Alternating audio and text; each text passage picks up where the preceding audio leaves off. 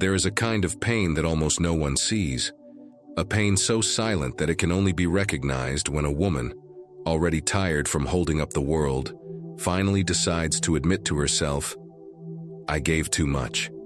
I carried too much. I silenced myself too much." It is the pain of feeling drained on the inside, of realizing that even after doing everything that was expected of her, even after being strong when everyone else fell apart, gentle when others demanded comfort, present when no one asked how she was doing, there is still an emptiness difficult to name.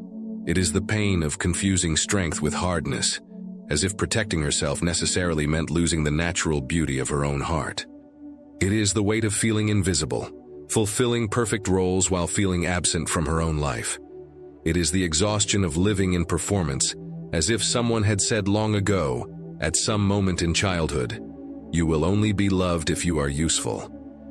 And so, years later, the woman realizes that she spent her life being far too useful and far too unloved, at least unloved in the way that nourishes, comforts, and sustains. She takes care of everyone, but almost no one notices when she herself needs to be held. She offers presence to people who cannot even see her soul. She keeps entire environments functioning, yet rarely finds a place where she can simply rest. And the question that echoes in the silence like a tired whisper is, "I take care of everyone, but who takes care of me?" At that exact point, Carl Jung becomes an implacable and liberating mirror. He describes the archetype of the goddess, the elevated anima, as that psychic force that unites receptive magnetism and clarity of boundaries, softness and direction, surrender and inner power. But when a woman tries to survive only through the persona of the good one, the helpful one, the too strong to break, an inevitable crack appears between what she shows the world and what she feels in secret. The shadow begins to demand the price of suppression, and that price appears as unspoken resentment, fatigue that sleep cannot fix, chaotic emotional choices, incoherent attraction patterns, and the constant sensation that she is living below her own vibrational potential. Archetypal psychology shows that the woman who lives only in the persona, the social mask, ages emotionally from within because her creative, sensual, intuitive, and directed energy has no real space to move. That energy becomes leakage, anxiety, hyper-responsibility. But when she awakens her inner goddess, the energy begins to move with purpose. The body ceases to be a battlefield and becomes a living temple of perception. Bruce Lipton explains this with scientific precision.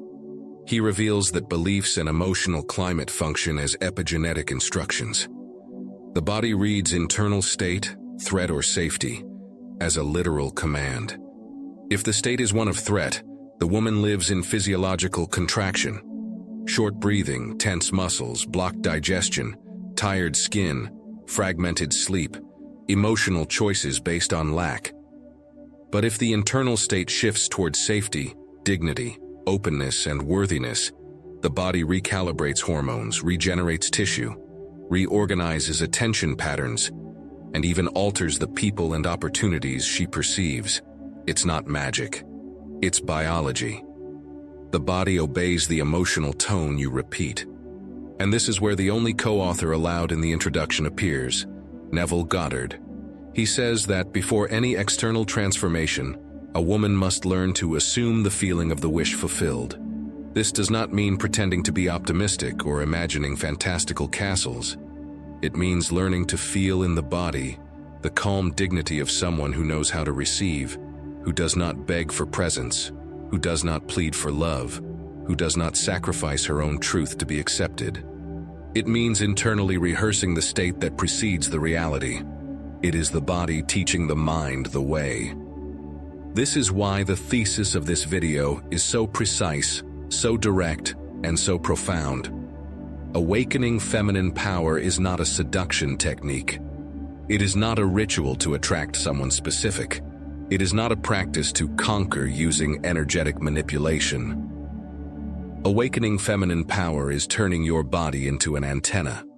It is allowing dignity, clarity, pleasure, direction, and truth to stop being abstract ideas and become embodied vibration. It is the merging of practical neuroscience, ancestral symbols, depth psychology, and daily rituals, so your present stops being only gentle and becomes magnetic, so your kindness stops being submission and becomes choice, so your softness stops being fragility and becomes strength, so your independence stops being defense and becomes authentic freedom. When a woman awakens her inner goddess, not as fantasy but as physiological, psychological, and spiritual state, she stops running after what she wants. She begins to orbit centered.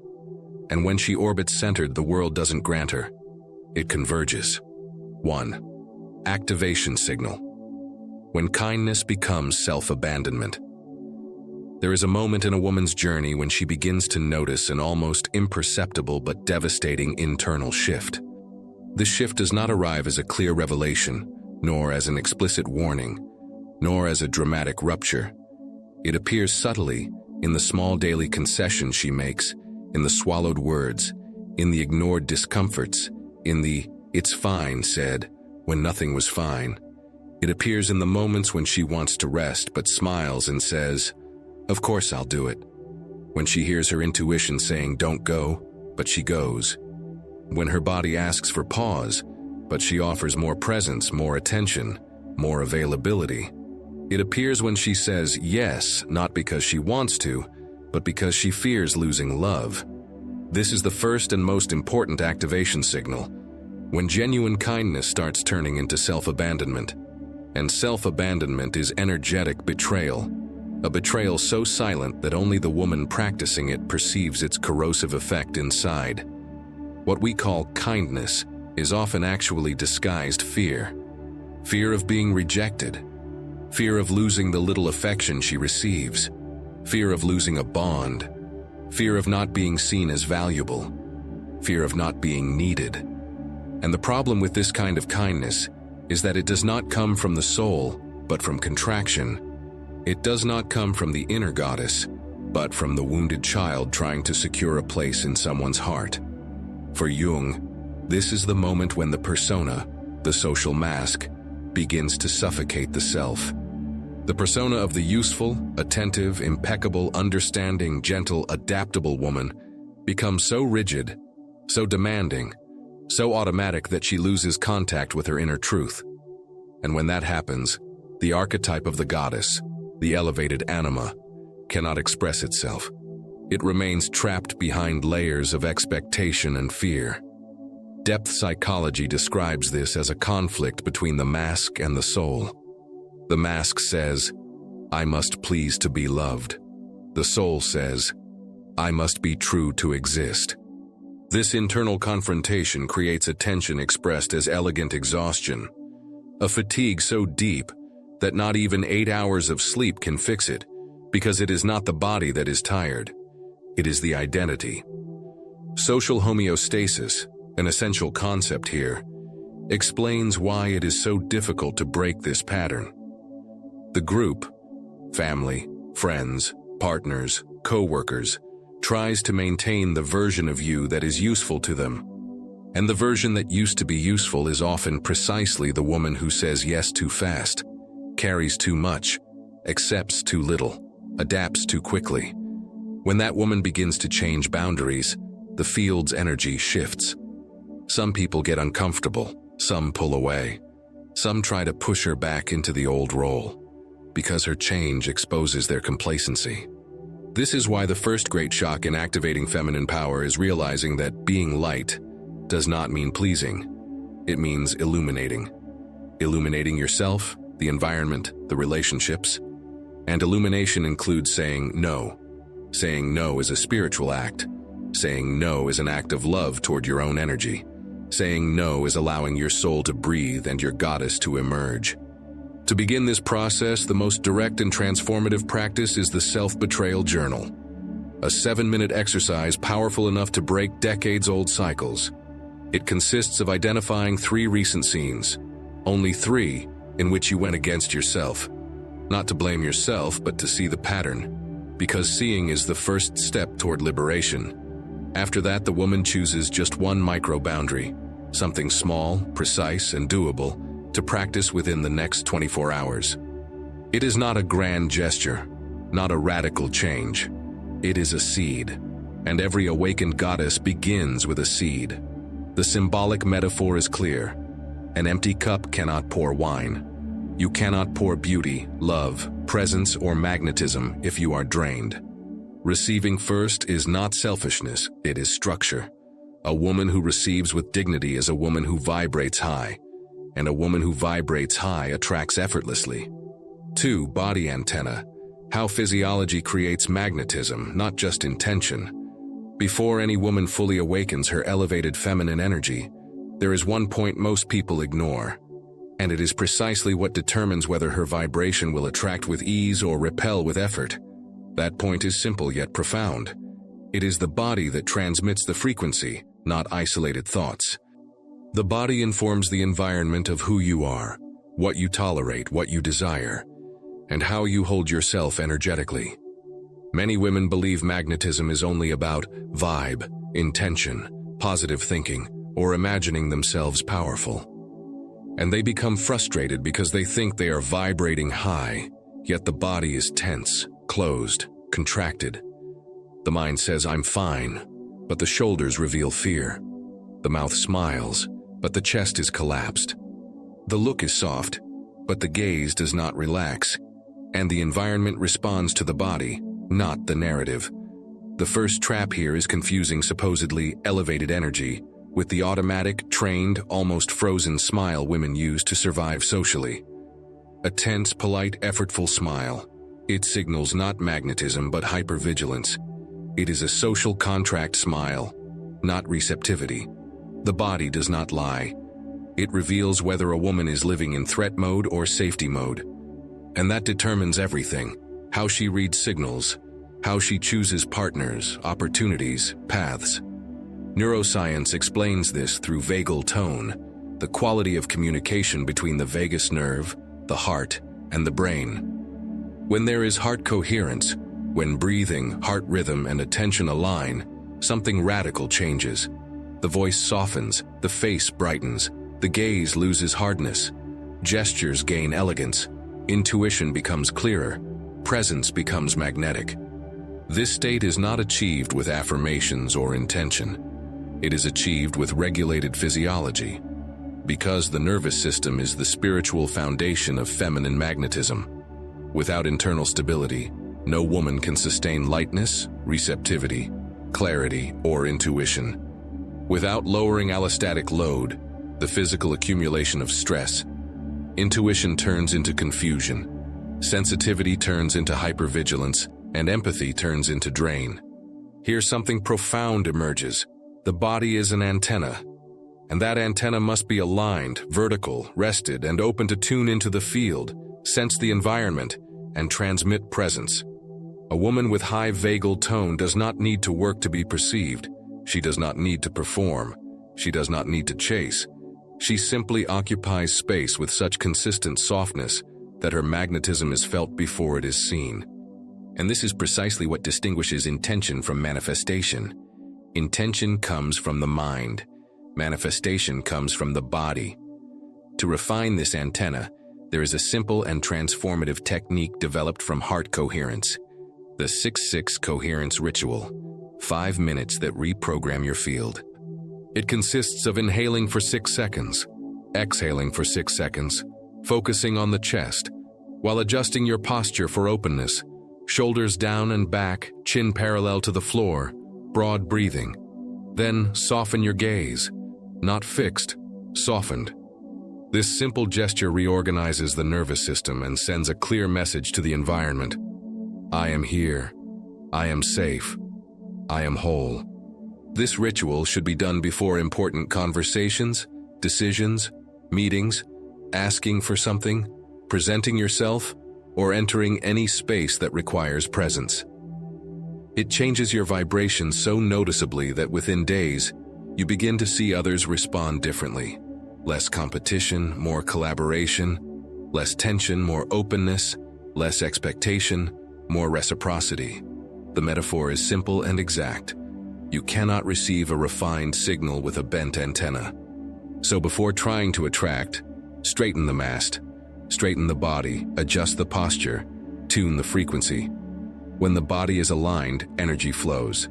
When energy flows, magnetism appears. When magnetism appears, a woman doesn't need to chase. She allows the world to move toward her. 3. Beliefs that age the feminine. There is a crucial point that determines whether feminine power flourishes or withers: the beliefs a woman carries about herself and how she should be loved. These beliefs are not abstract ideas.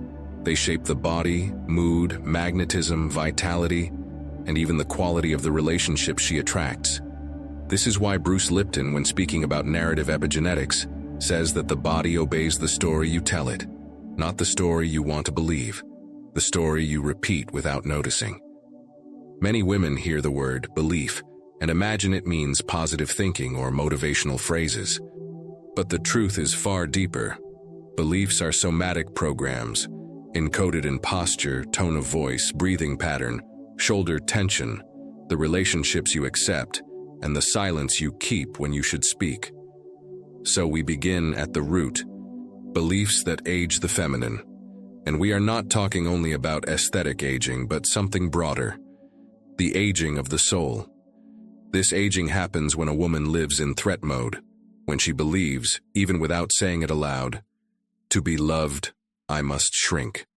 I must be strong all the time. Affection is weakness. If I relax, I get replaced. If I say no, I lose love. My sensitivity is a problem. These phrases seem small, but they shape daily decisions. They shape who she relates to. They shape how much rest she allows herself.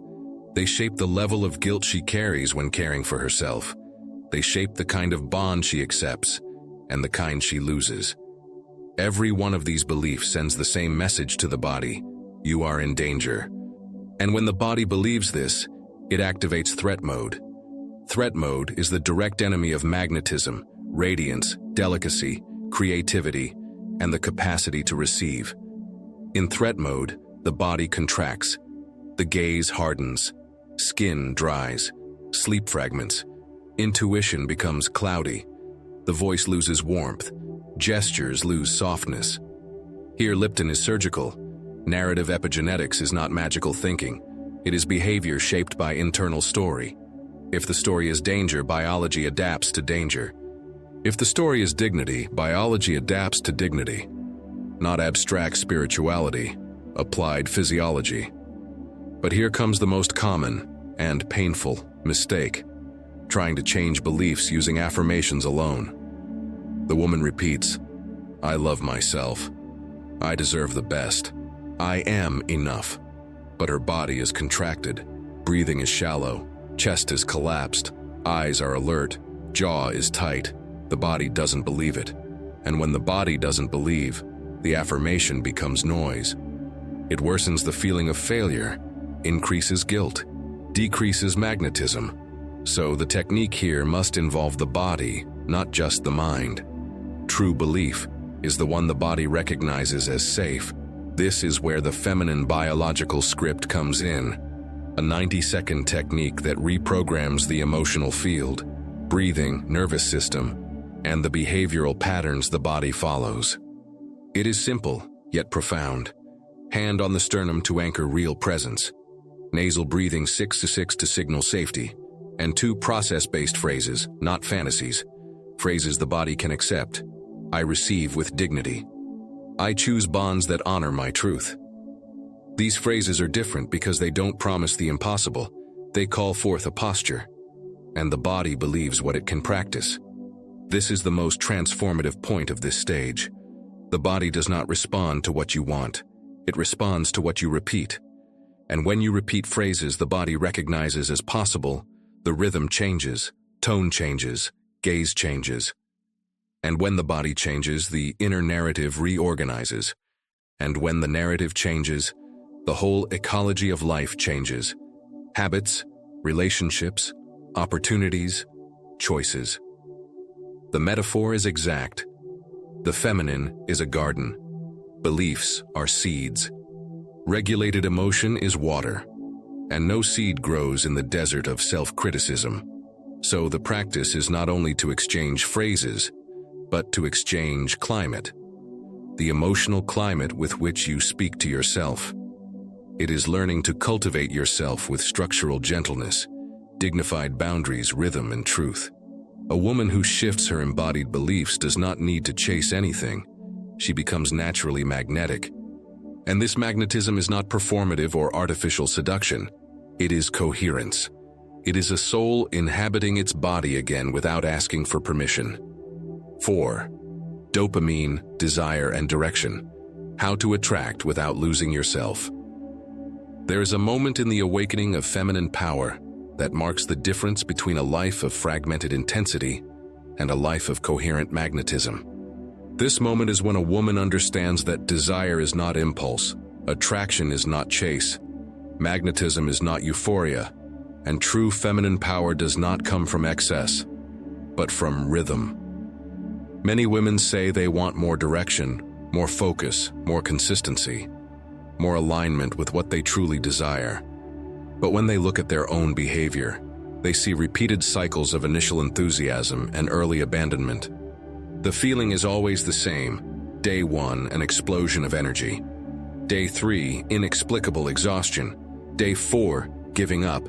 Day 5, guilt. The cycle becomes so common that the woman begins to believe the problem is willpower, that she is not disciplined enough, that she wasn't born for it. None of this is true. What is happening is purely neurobiological. Dopamine prediction error. Dopamine is not the molecule of pleasure. It is the molecule of expectation. It lights up the body when something seems new, promising, exciting. It illuminates the mind when a desire takes shape. It pushes the woman into initial movement. But if there is no acetylcholine for focus and no oxytocin for bonding, dopamine crashes, and it crashes fast. When it does, the emotional system follows. The mind loses direction, the body loses rhythm, desire dims. The woman feels like it's not for me anymore, when in truth she simply lost the biochemical support she needed to continue. And here is the liberating revelation. Feminine magnetism does not run on peaks. It runs on cadence. The feminine attracts when it is in state, and state requires rhythm. This is why so many women feel powerful during moments of impulse, but cannot sustain that power in the following days. They confuse intensity with direction, excitement with purpose, interest with consistency. But deep femininity was never about explosions. It has always been about soft firmness, about presence that does not fade, about energy that moves through time. This is where the most simple, efficient, and transformative technique appears. The first-minute liturgy. It works because it does not rely on motivation, courage, or perfect clarity. It requires only one initial act. Small, silent, non-negotiable. For 60 seconds, the woman begins a task without evaluating, judging, or asking if she is good enough, without expecting perfection. She simply opens the file, writes the first sentence, sends the honest message she has postponed, starts the draft of the project that matters, looks at the spreadsheet, takes the first step, and by doing so, she activates a powerful mechanism, the pleasure of progress, not the pleasure of promise. Because dopamine does not reward dreams, it rewards gestures, concrete action, movement, beginnings, not plans. Once dopamine aligns with action, the woman stops getting lost in emotional weather and begins living on stable internal ground, firm, magnetic. This is what creates coherence. This is what creates attraction. This is what makes presence become a field. A feminine power built on the first minute becomes irresistibly attractive, not by seduction, but by structure. The repeated gesture creates internal confidence. Confidence creates glow. Glow creates magnetism. Magnetism creates results. The metaphor fits perfectly. Matches ignite, and brightly. But a match never baked bread, never lit a house, never warmed a life. It burns too fast. It is too unstable. To bake the bread of life, you need a stable oven, the feminine of rhythm, ritual, and consistency. That oven transforms intention into nourishment, desire into direction, dreams into reality. When a woman understands this difference, she stops losing herself on the path. She understands that desire without direction is dispersion. Direction without rhythm is failure. Rhythm without gentleness is punishment. But rhythm with gentleness is rebirth. This is what the first-minute liturgy awakens. The rebirth of feminine power as continuous force, as presence that becomes inevitable, as a field that does not need to chase, because everything begins to recognize her cadence. 5. Goddess, 21-day protocol, presence, boundary, and service. There comes a moment in a woman's journey when she realizes that understanding her power is not enough. She must embody it. To embody does not mean brute force, dramatic transformations, or theatrical rebirths. To embody means conscious repetition, quiet, intimate, steady repetition. Because true feminine power is not loud, it is stable. And nothing stabilizes a woman more than a daily, ritualistic, coherent protocol that gives the body what the mind has finally chosen. This is where the 21-day goddess protocol comes in, not as a magical method, but as a living structure designed to organize 3 pillars every woman must activate to awaken real magnetism: presence, boundary, and service. Before understanding the protocol, she must recognize the signs of misalignment it corrects, familiar signs she knows well. There is post-interaction exhaustion, that strange fatigue that does not match the time spent with someone. A clear sign she is negotiating too much, explaining too much, doing unnecessary emotional labor. There is over-explaining, the compulsion to justify every gesture, absence, silence, as if she were always defending herself from an invisible accusation. There is guilt for resting, the sense that resting is abandonment, that pausing is laziness, that being still might cost her love, opportunities, or space. These 3 signs reveal that she has lost her energetic, emotional, and symbolic edge. And a woman without edge begins to leak. She leaks time, leaks energy, leaks intuition, leaks glow. And when she leaks, she attracts disorder, not because she deserves little, but because she is unprotected from herself. The 21-day goddess protocol was designed to sew these edges back together, stitch by stitch, until a woman feels the return of her own shape. And the first stitch is the mental model that sustains the entire process. Feel, give meaning, direct. Feel means listening to your body before listening to the world. Closing your eyes and sensing what your breath is saying. Allowing the body to show where the yes is, where the no is, where the maybe is. Letting intuition speak before obligation. Give meaning is transforming sensation into language, naming what was trapped, translating emotion into understanding, rewriting inner narratives, leaving confusion and entering clarity. Direct means turning clarity into action, taking sensation plus meaning and converting them into a gesture, small, concrete, possible, and repeated daily. The entire protocol revolves around this tripod, and it manifests through 3 essential daily steps. 1. The 6-6 coherence practice, 5 minutes. This is where the body is repositioned. The nervous system receives a clear message. You are safe. The heart slows its race. Presence returns.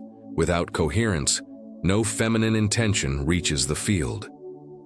2. The Neville Minimal Scene, 30 to 60 seconds. Here, the woman embodies not what she wants, but what she has become. She feels the future gesture as present. She rehearses the field before the field responds. By feeling, she trains the nervous system to recognize the path and walk it again tomorrow. 3. The Act of Fidelity, 5 to 15 minutes. This is the critical step. Here, she proves herself true. Her body learns her word has consequence. The field sees she is not just vibrating, she is committing. The gesture is small but continuous. And to seal this cycle, there is the most transformative daily practice. 1 micro-boundary spoken with kindness. Not now. I can't today. I prefer this way. I don't want to continue this conversation right now. Each micro-boundary closes a door to depletion and opens a door to protection. This is how feminine energy stops leaking, how she regains her form, how magnetism awakens. A real story illustrates this.